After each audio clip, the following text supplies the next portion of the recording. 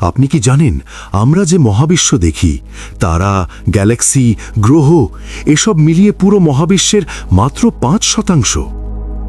বাকি ৯৫%, তার মধ্যে প্রায় ৮৫% হল এক রহস্যময় বস্তু। আমরা এটাকে দেখতে পারি না, কিন্তু এটা ছাড়া মহাবিশ্ব ভেঙে পড়ত। বিজ্ঞানীরা কিভাবে জানলেন ডার্ক ম্যাটার আছে? গ্যালাক্সিগুলো এত দ্রুত ঘুরছে যে স্বাভাবিক হিসেব অনুযায়ী এগুলো ছিটকে যাওয়ার কথা, কিন্তু যাচ্ছে না। মানে অদৃশ্য কোনো ভর এগুলোকে ধরে রাখছে। এই অদৃশ্য ভরই ডার্ক ম্যাটার।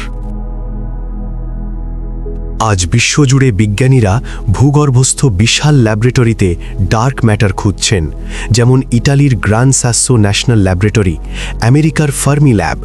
তারা বিশাল ডিটেক্টর ব্যবহার করছে যেন ডার্ক ম্যাটারের কণাগুলো ধরা যায়। একটা ক্ষুদ্র সংঘর্ষ আর আমরা ইতিহাস বদলে ফেলব। ডার্ক ম্যাটার আসলে কি? বিজ্ঞানীরা ভাবছেন এটা হতে পারে নতুন ধরনের কণা, যেমন উইম্পস অথবা অ্যাক্সিয়ান্স। যদি এটা নতুন কণা হয় তাহলে আমাদের পদার্থবিজ্ঞানের বই আবার লিখতে হবে।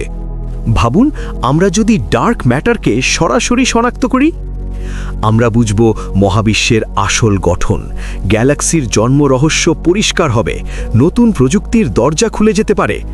এটা হতে পারে ২১ শতকের সবচেয়ে বড় বৈজ্ঞানিক আবিষ্কার। আমরা হয়তো ইতিহাসের এক গুরুত্বপূর্ণ মুহূর্তে দাঁড়িয়ে আছি।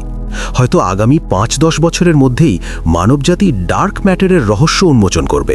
বিজ্ঞান ভালো লাগলে লাইক করো, সাবস্ক্রাইব করো আর শেয়ার করো, কারণ মহাবিশ্বের গল্প এখানেই শেষ না।